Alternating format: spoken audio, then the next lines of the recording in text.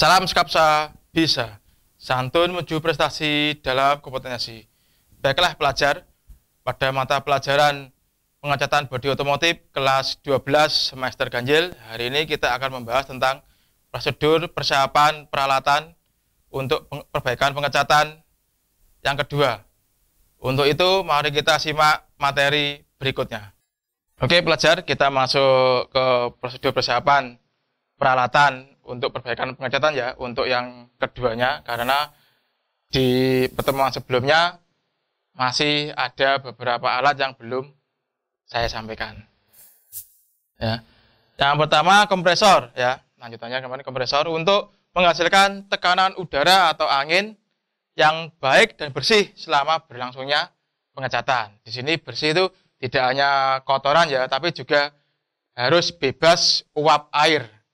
Ya, jadi tidak boleh ada kandungan uap air. Terus untuk penggeraknya itu ada yang menggunakan motor listrik atau dinamo listrik, ada yang menggunakan motor bakar, baik itu nanti bensin maupun diesel. Sedangkan untuk konstruksinya adalah motor penggerak, kompresornya, ya, mesin kompresornya maksudnya, tangki, di mana nanti dilengkapi dengan katup pengaman tekanan. Jadi kalau tekanannya dalam tabung atau tangki penyimpanan udara itu sudah maksimal, maka dia akan mematikan motor penggerak atau mesin sehingga tidak terjadi kecelakaan karena mungkin tekanannya terlalu penuh. Besarnya tekanan udara yang dihasilkan ditentukan oleh kompresor itu sendiri, daya motor penggerak serta kapasitas tangkinya. Ya. Tekanan yang dihasilkan oleh kompresor itu berasal dari gerakan langkah bolak-balik piston pada mesin kompresor. Ya, di mana nanti ada saluran hisap dan saluran tekan yang kemudian ditekan menuju ke tangki penyimpanan. Untuk bentuknya seperti ini ya, contohnya mesin kompresor dengan menggunakan penggerak mesin bensin. Ya. Nah, di dalam jaringan udara yang nantinya untuk penyaluran udara dari kompresor ke spray gun atau ke lainnya yang butuh tekanan udara, itu sebaiknya dilengkapi dengan regulator dan filter udara atau bisa disebut transformer. Ya, tujuannya adalah mengurangi tekanan dan mengatur tekanan itu tetap stabil. Ya. Di samping itu juga untuk apa? Mengetahui tekanan udara atau angin yang masuk melalui regulator ini. Nah, di mana di sini juga ada filternya udara ya. Jadi kalau ada uap air yang terbawa, dia akan tertahan di tabung ini, ya, sehingga bisa keluar, sehingga tidak ikut aliran udara dalam pipa salurannya. Terus karena ada kompresor, ada instalasi tekanan udara atau kompresor, maka untuk penyaluran ke spray gun atau mungkin alat lainnya butuh tekanan udara, butuh perlengkapan yaitu selang udara. Nah, selang udara ini sebagai penyaluran udara bertekanan. Nanti ada yang tipe spiral seperti gambar ini, ya, ada yang tipe roll seperti gambar yang sebelah kanan. Ya, dimana ini untuk selangnya dia kuat, ada penguatnya ya, meskipun dari plastik, tapi dilapisi anyaman atau mungkin penguat dari nilon atau mungkin ada yang dari serat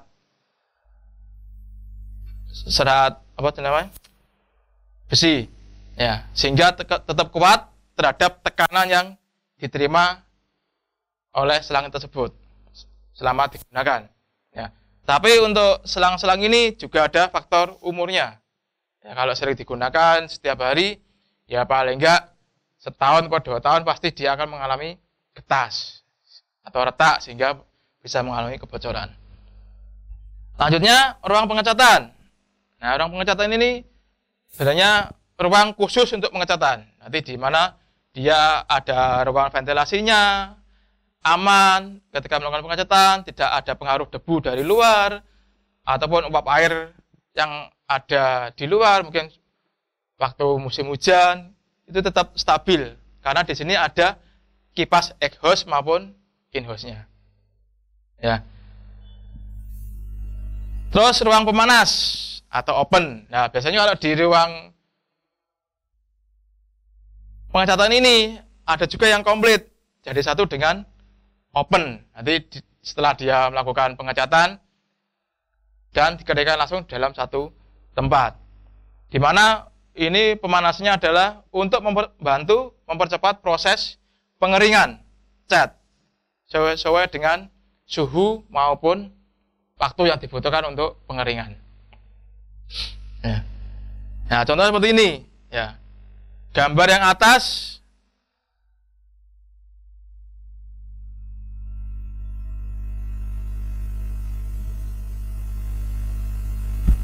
ya, gambar yang atas ya. Ini waktu pelaksanaan pengecatan. Ya. Di mana ada cerobong untuk masuknya ventilasi udara ya. Ya, di mana untuk mendorong debu-debu atau mungkin sisa-sisa pengecatan yang tidak menempel di bodi kendaraan dan dibawa keluar. Ya, ini juga untuk mengurangi teknisi atau mekanik yang melakukan pengecatan tidak terlalu banyak menghirup uap cat maupun thinner yang sedang disemprotkan. Ya, sehingga sirkulasi udaranya dia selalu bersih dari luar masuk melalui filter ya, terus keluar terus ya. Sehingga kondisi di dalam ruang cat ini selalu stabil ya, dan tidak terlalu menghirup uap cat atau mungkin thinner yang disemprotkan oleh teknisi. Sedangkan pada yang kedua, gambar yang bawah ya, ini pada saat melakukan pemanasan. Ya. Jadi setelah kendaraan itu dicat, untuk pengeringannya dilakukan pemanasan di mana untuk blower masuk ya,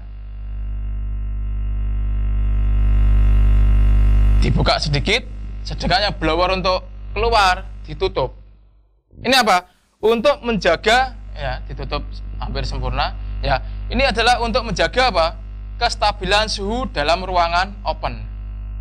Ya, di samping ada pemanasnya ini ya, juga ditahan suhunya sesuai dengan kebutuhan pengeringan.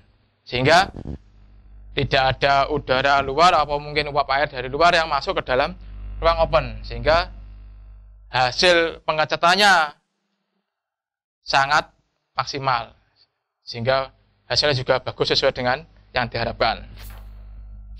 Lanjutnya saya masuk ke spray gun. Ini kemarin sudah saya jelaskan sepintas. Untuk ini saya jelaskan untuk lebih detail mengenai penggunaan maupun sampai mungkin perawatan. Ini adalah spray gun, peralatan untuk pengecatan yang menggunakan tekanan udara kompresor. Ya, dimana prinsip kerjanya sama seperti kalau kalian bermain obat nyamuk, semprotan obat nyamuk. Ya, kalau yang dulu masih ingat semprot obat nyamuk, atau mungkin kalau sekarang banyak itu semprotan burung. Ya, jadi ada dipompa atau jebol. Nah, ini jadi ada karena adanya kecepatan udara yang mengalir dihembuskan dan ada lubang yang terhubung dengan fluida atau cairan, maka fluida akan tertarik ke atas dan tertabrak oleh kecepatan udara yang sangat cepat sehingga menjadi kabut atau diatomisasi. Ya. Sedangkan kalau pada spray gun seperti ini, nanti tekanannya dari sini, dari lubang-lubang, ya, dari lubang-lubang spray gun, dan ini adalah tempatnya catnya atau cairannya fluida tadi. Sehingga ketika ada tekanan udara yang tinggi akan menghembuskan cairannya menjadi kabut. Secara garis besar, spray gun dibagi menjadi 3 tipe. Ya, yang pertama tipe umpan berat atau gravity feed ini, atau istilahnya tabung untuk penampungan cat itu berada di atas. Jadi seperti ini, ya, tabungnya berada di cat. Jadi tipe umpan berat atau gravity feed. Terus yang kedua tipe umpan hisap, ya, di mana ini tempatnya penampungan cat itu berada di bawah, ya, ini di bawah. Hanya beda penempatan. Kalau yang tadi yang pertama di atas, yang kedua di bawah, ya. Terus yang ketiga tipe kompresi. Nah, kalau tipe kompresi ini tabung penampungan cat ini dialiri oleh udara bertekanan, ya, dan terhubung ke mulut dari spray gun. Nanti untuk gambar detailnya ada lagi ya, untuk contoh bendanya belum ada. Nah, ini untuk tipe obat berat atau gampang ini tabung penampungan cat berada di atas.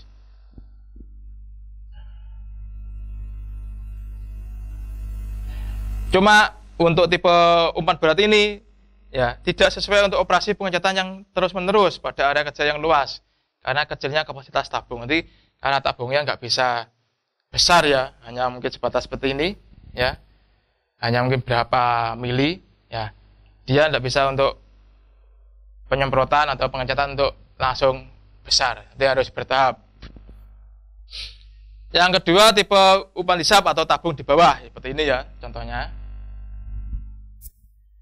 cat disuplai oleh daya hisap yang dibuang oleh ujung penyemprot. Nah, ini kalau ini mirip dengan kalau kalian bermain semprotan obat nyamuk atau mungkin kalau semprotan burung ya kalau sekarang ya, yang dipompa dulu terus disemprotkan. Nah, ini yang untuk tipe kompresi. Berarti tangkinya ini dialiri udara bertekanan. Ya, sehingga ujungnya spray bisa tinggal ditekan saja. Nah, untuk tipe seperti ini, karena tangkinya besar, bisa melakukan pengecatan dengan area yang lebih luas secara terus-menerus, ya. Konstruksinya ini contohnya konstruksi untuk yang tipe umpan hisap ya atau tabung di bawah. Ada setel fan atau penyetelan itunya, udaranya untuk penyetelan banyak sedikitnya cat yang keluar atau fluida yang keluar ya.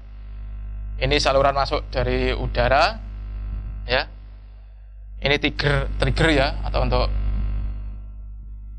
sebagai katup waktunya membuka atau keluar atau tidaknya semburan cat.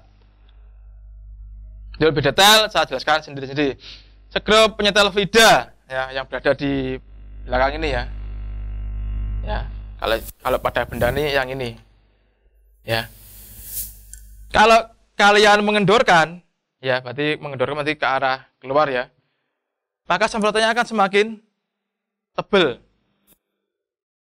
Tapi kalau dikencangkan, maka semprotannya cat akan semakin tipis. Ya. Kenapa? Kalau dikencangkan maka akan menambah jumlah cat yang keluar. Tapi kalau dikencangi mengurangi jumlah cat yang keluar. Lanjutnya untuk penyetel fan spreader.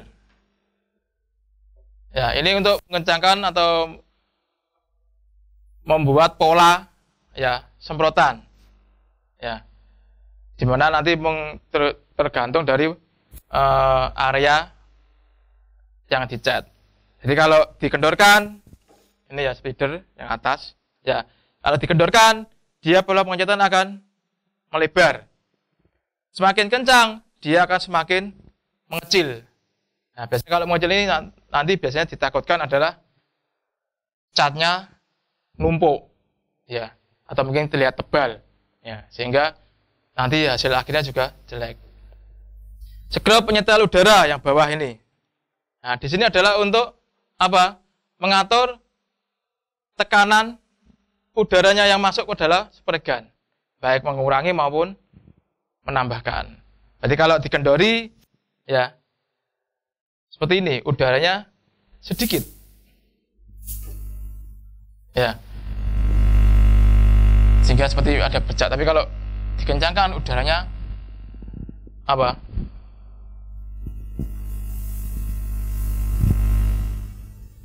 Semakin jumlah cat yang diperlukan lebih sedikit. Ya, lanjutnya fluid tip. Ya, maksudnya ini lubang yang di ujung. Ya, lubangnya di ujung. Ini untuk mengatur dan mengarahkan jumlah cat, ya, dari gun ke airstream. Ya. Air cup atau gampangnya ditutupnya, ya, tutupnya ini, ya, untuk mengeluarkan udara dan membantu atomisasi cat. Nanti lubang air cup ini nanti bermacam-macam, ya, sesuai dengan kebutuhan yang dilakukan saat pengecatan. Trigger, nah, trigger ini adalah apa? Akan menyebabkan udara dan cat keluar kalau ditarik. Jadi gampangnya seperti saklarnya. Jadi kalau kalian menekan separuh, keluarnya yang nggak terlalu banyak, tapi kalau ditekan hingga full, berarti atau mentok, berarti ya keluarnya udara maupun cat yang berupa campuran atau sudah teratomisasi itu akan banyak juga. Terus untuk teknik penyemprotan menggunakan spray gun, itu intinya ada 3. Jarak pengecatan, ya, sudut spray gun, kecepatan langkah pengecatan, dan pola tumpang tindih atau overlap. Yang pertama, jarak pengecatan. Jarak pengecatan ini juga menentukan hasil dari penyemprotan. Ya. Apabila terlalu dekat dengan permukaan, maka akan beragam jumlah catnya akan banyak, ya, sehingga lapisannya terlihat tebal, mungkin bisa sampai mungkin leleh karena terlalu dekat. Dan sebaliknya, kalau terlalu jauh juga hasilnya nanti terlihat kurang atau mungkin agak kasar, seperti istilahnya kulit jeruk. Ya, maka itu untuk jaraknya harus stabil. Jarak yang disarankan adalah 15 sampai 20 cm dari permukaan bodi yang dicat. Tuh.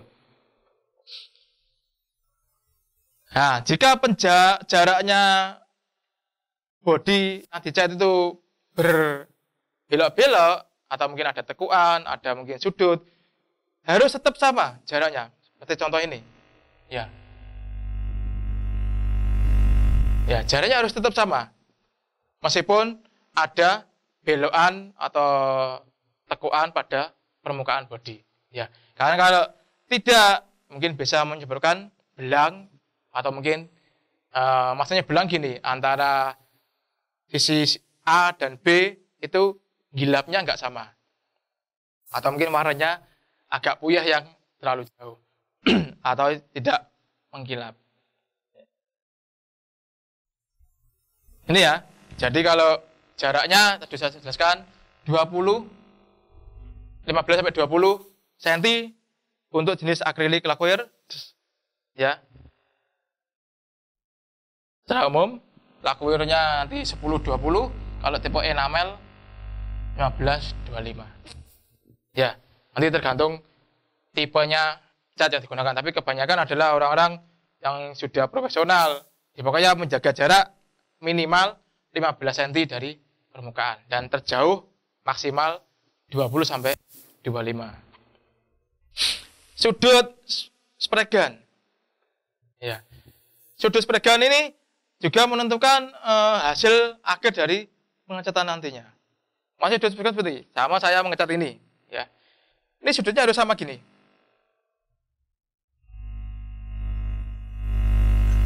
Ya, berarti orangnya yang bergerak. Ya. Jangan hanya tangannya, tapi orangnya bergerak sekalian. Nanti untuk menjaga tubuh ini, untuk menjaga konstannya ini sudutnya dari pengecatan. Ya, karena sudutnya nanti sudah lain, mungkin terlalu ke bawah atau terlalu ke atas, atau enggak pas tegak lurus, juga membuat hasilnya berbeda. Atau mungkin tidak rata. Selanjutnya, kecepatan langkah pengecatan.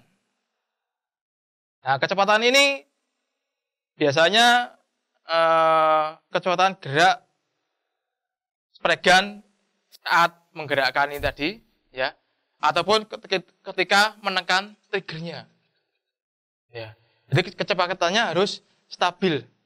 Contohnya ini 900 hingga 120 meter per detik, milimeter per detik.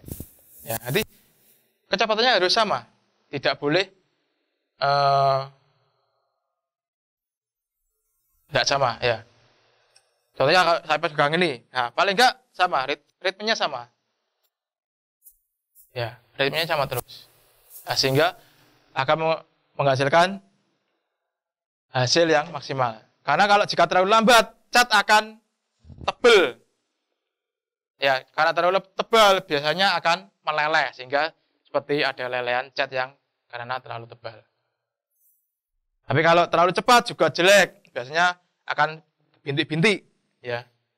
Ya, atau biasanya kalau bisa dibilang seperti kulit jeruk. Pola tumpang tindih. Pola tumpang tindih tujuannya untuk apa toh? Untuk membatasi atau agar tidak terlihat batas saat pengecatan. Ya, tadi kita melakukan pengecatan pasti gini, berputar, Pak. Nah, ini dibuat tumpang tindih.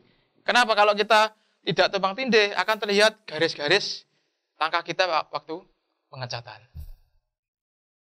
Ya, biasanya yang bagus adalah setengah sampai 2/3 pola semprotan.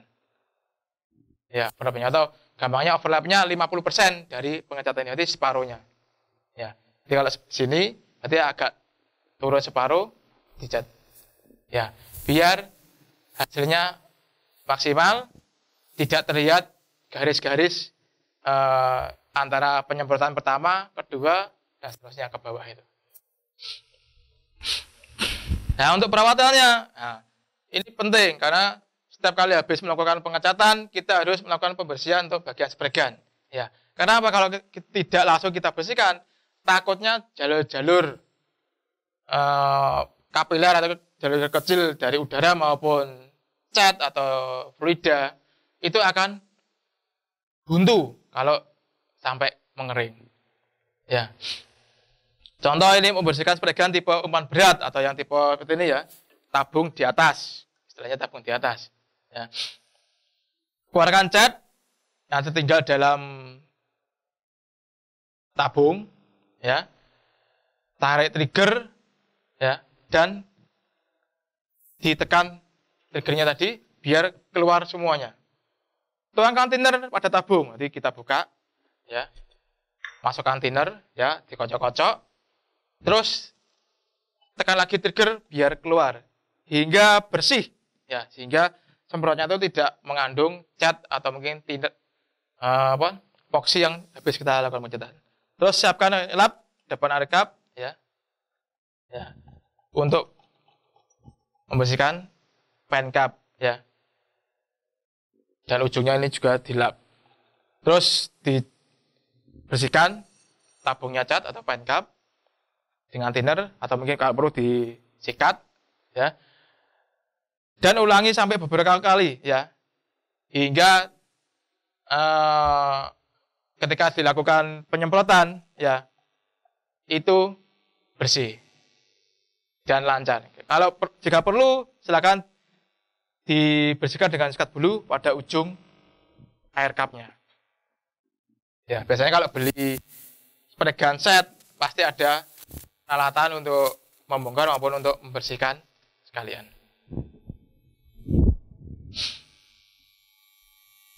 Ya, untuk membersihkan di air cupnya sikat dengan sikat bulu. Hati jangan sampai rusak, karena kondisi lubang udaranya sangat pengaruh pada bentuk pola semprotan. Jadi hati-hati, karena lubang-lubangnya juga karena ini dari seperti diral ya, takutnya lebih melebar, nanti hasilnya juga tidak maksimal. Baik, itu materi yang saya sampaikan untuk hari ini. Untuk tugasnya,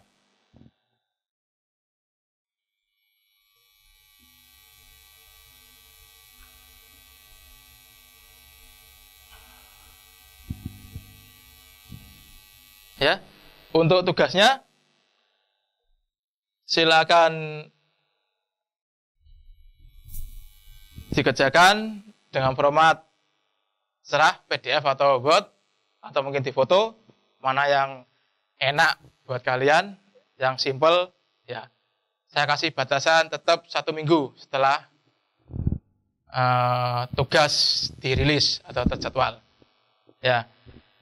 Untuk tugasnya gampang, cukup 3 soal saja, nggak usah banyak-banyak. Ya. Yang pertama, jelaskan prinsip kerja spregan. Nah, jelaskan prinsip kerjanya spregan sampai jadi semprotan kecil-kecil atau istilahnya seperti bat nyamuk itu bagaimana? Silakan jelaskan.